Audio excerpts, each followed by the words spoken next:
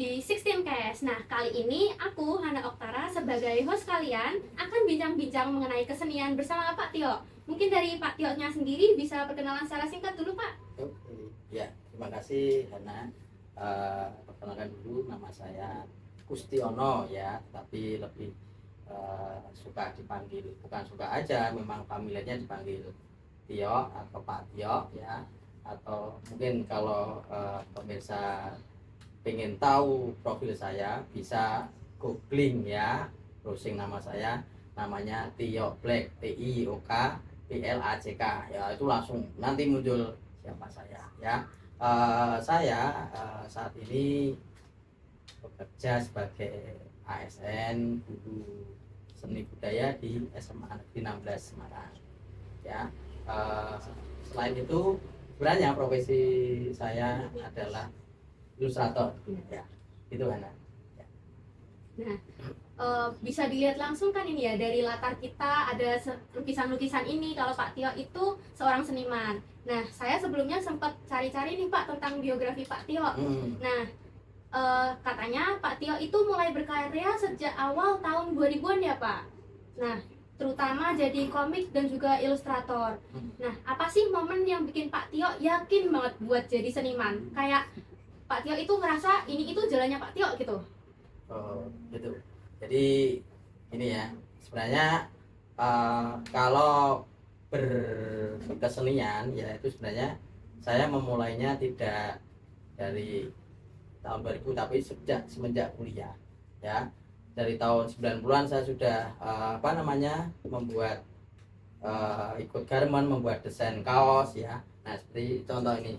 Dulu kan tahun 90-an belum digital, jadi manual semua. Jadi ini contoh karya yang sudah saya buat ya. Ini di garment di Kota Semarang, karena saya kuliahnya di Seni Rupa UNES ya. Ini hasil karya saya. Ini manual, pure semua. Jadi untuk desain kaos itu manual, belum ada digital zaman segitu ya. Ini jadi benar-benar gambarnya teliti, benar-benar teliti, benar-benar komposisinya juga bagus ya, harus match. Misalnya ini untuk kaos warna apa, kita bisa mengkombinasikan. Nah, ini untuk bordir, ini tidak pakai digital tapi pakai tangan manual. Iya, manual. Keren sih, kelihatan kayak digital gitu Pak. Iya, itulah ya. Ini juga. Nah, ini tahun 90-an lagi tren hip hop zaman dulu seperti itu ya. Selanjutnya tahun 2000-an lah, saya mulai belajar digital karena saya merasa kalau ketika kita kekeh di manual itu akan ketinggalan ya, karena memang perkembangannya zaman harus seperti itu. Saat itu di pabrik garment yang Pak Tio ikut di sana itu membuat sebuah desain ya, itu harus presisi. Nah, gimana cara presisi ya? Kalau paling mudah ya harus belajar digital, dan alhamdulillah saya diizinkan untuk setelah kuliah saya harus sekolah desain untuk mempelajari desain grafis. Nah, terus kemudian tahun sekitar awal 2000-an Pak Tio hijrah ke Jakarta ya untuk menjadi ilustrator. Dan kenapa saya merasa percaya diri tadi ya, kok ini loh jalan saya ya, memang saya merasa sudah di jalan yang benar. Artinya jalan benar itu saya punya sama Allah, Tuhan Yang Maha Esa, saya diberikan bakat, kemudian saya diberikan jalan untuk bisa melanjutkan bakat saya di kuliah itu. Kemudian ya alhamdulillah lagi saya bisa bekerja di bidang art yang saya impikan selama gitu. Oh, berarti perjalanannya Pak Tio ini tuh menyesuaikan zaman gitu ya Pak? Iya. Dari yang tadinya mungkin masih manual, terus belajar sampai digital gitu kan ya Pak? Nah, sekarang kan Pak Tio ini juga mengajar ya Pak di SMA 16, tapi sekaligus jadi muralis juga, jadi ilustrator, komikus, pokoknya di bidang kesenian gitu kan Pak. Iya. Nah, cara Pak Tio buat bagi waktu Pak Tio mengajar dan juga untuk membagi waktu Pak Tio berkarya itu tuh gimana sih Pak? Dan gimana juga sih, kan tadinya Pak Tio ini awalnya seniman ya, kenapa tiba-tiba bisa menjadi ASN gitu?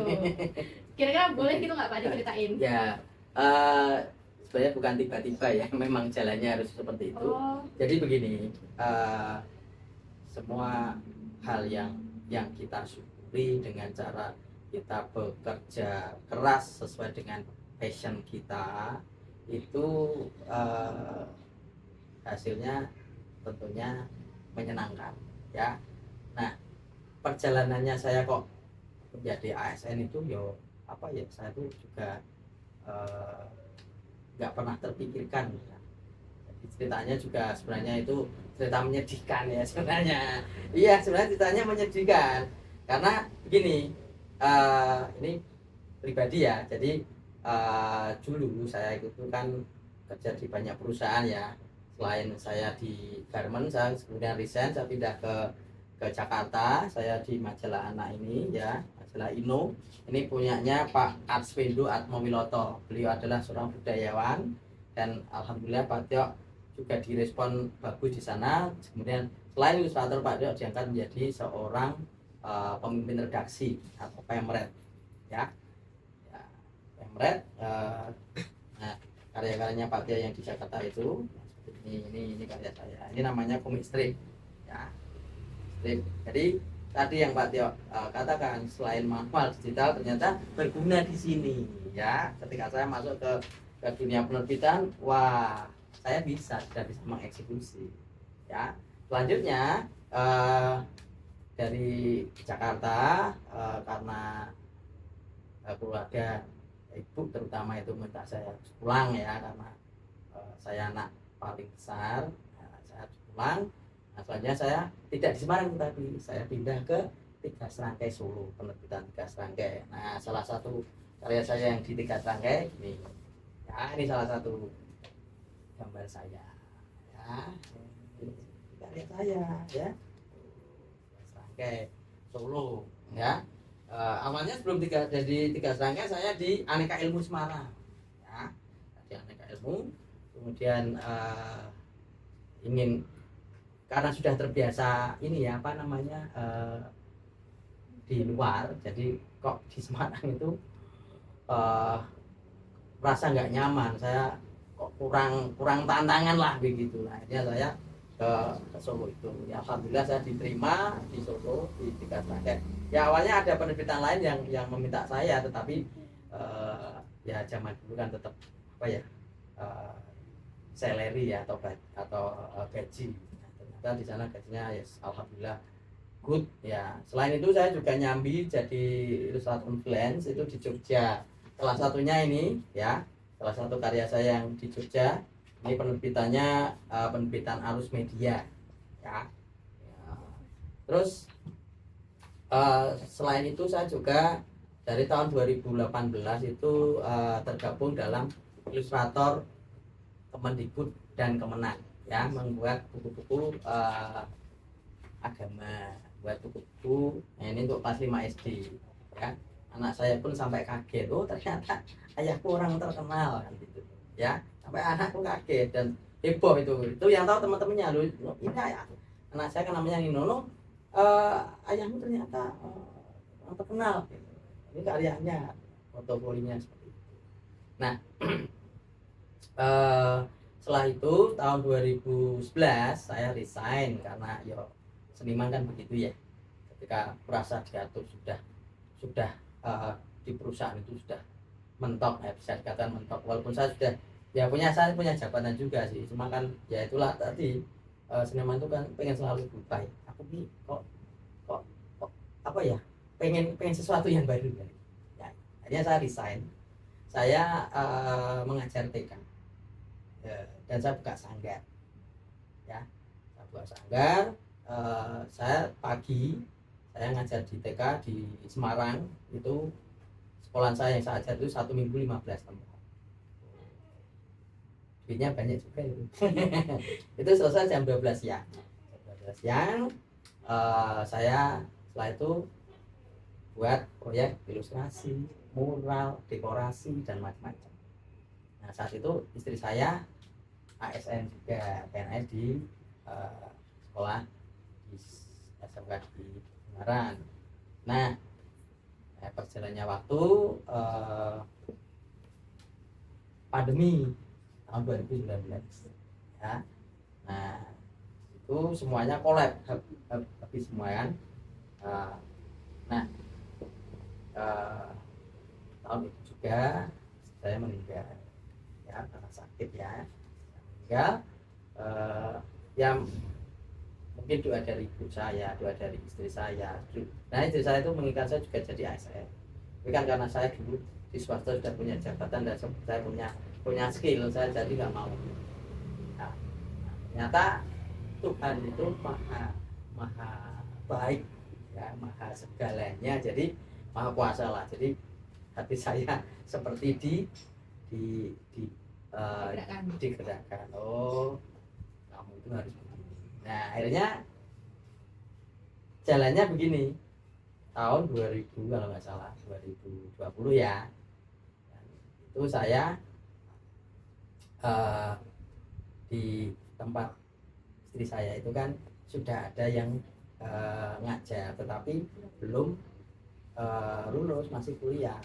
Nah kepala tempat istri saya ngajar itu telepon saya untuk pinjam berkas saya. Berkas itu ya ada ijazah, KTP dan sebagainya. Ternyata ada pemberkasan dari provinsi. Nah, saat itu, nah awalnya ya dari situ.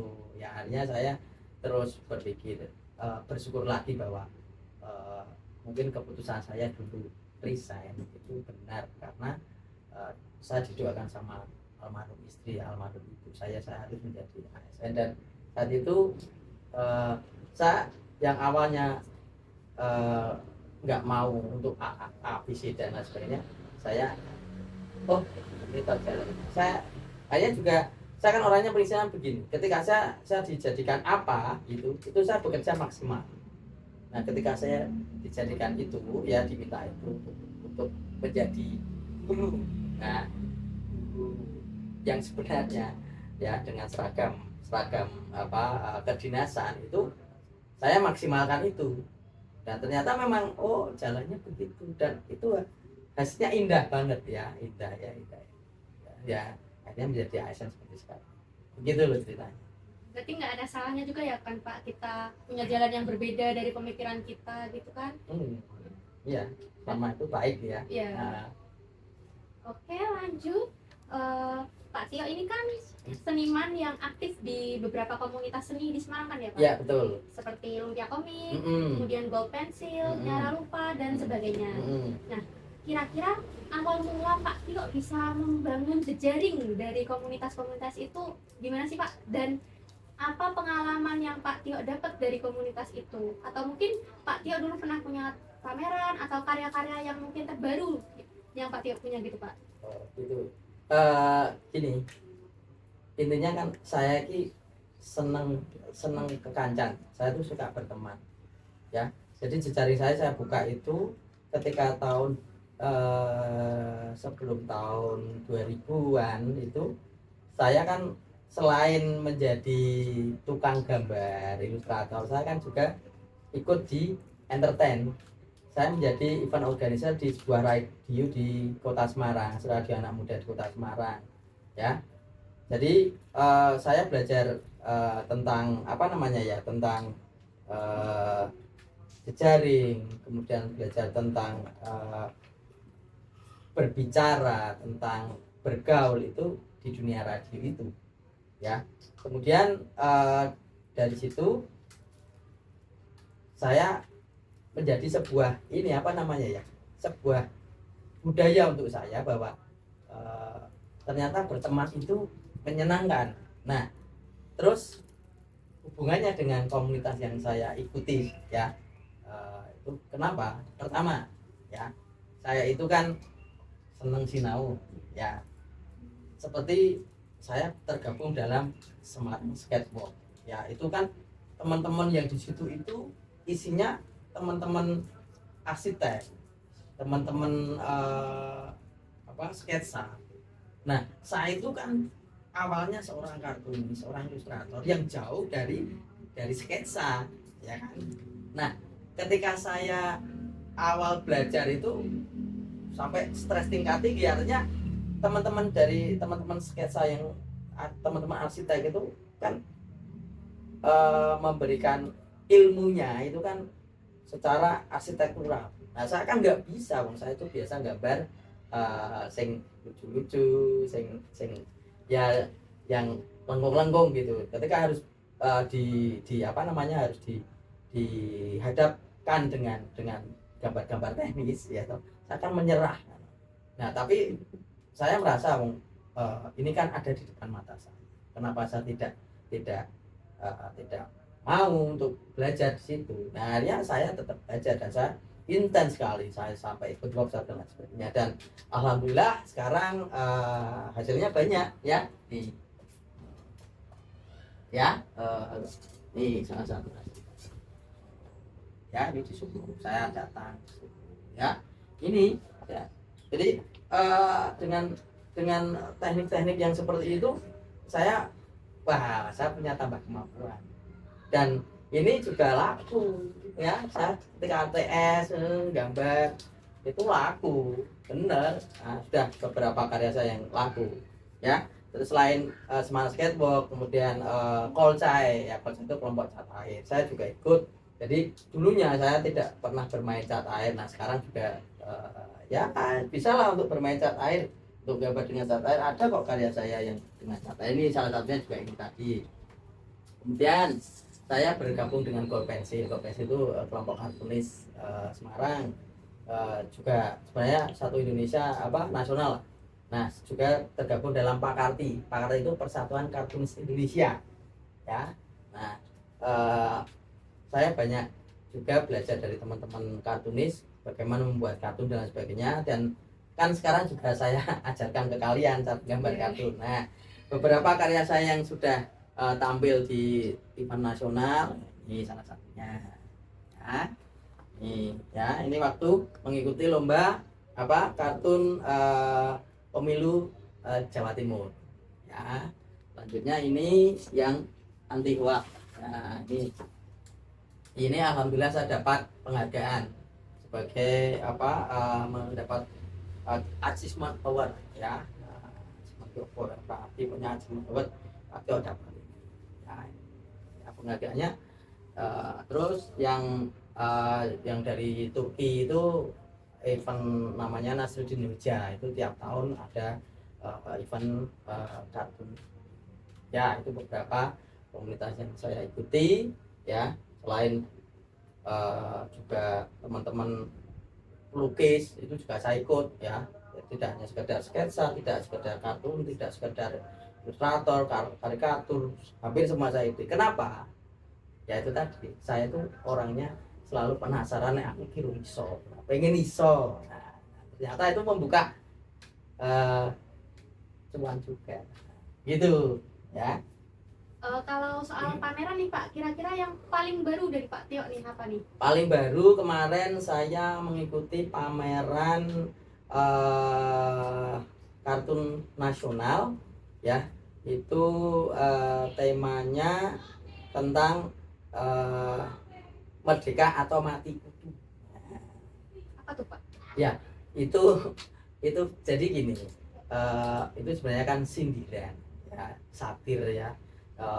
Kalau kita saat ini kita apakah benar-benar sudah merdeka dalam arti secara luas ya, tidak merdeka terus dari penjajahan, tidak hanya seperti itu ya kan. Merdeka dari merdeka dari genggaman gadget, ketergantungan dengan gadget sehingga kita malas belajar, itu juga merdeka atau mati ya. Itu untuk kalian kan begitu, aku malas belajar, aku pengen nge-game lah, itu berarti belum merdeka dari game. Nah, kalau Pak Tio kan gambari kemarin itu yang saya tampilkan adalah itu tikus berdasi ya, seperti itu. Kalau kita kan masih banyak ada tikus berdasi kan gitu. Itu Berarti inspiratif banget ya nih teman-teman, perjalanannya Pak Tio dari komunitas-komunitasnya, pameran, bahkan sampai karya-karyanya gitu kan.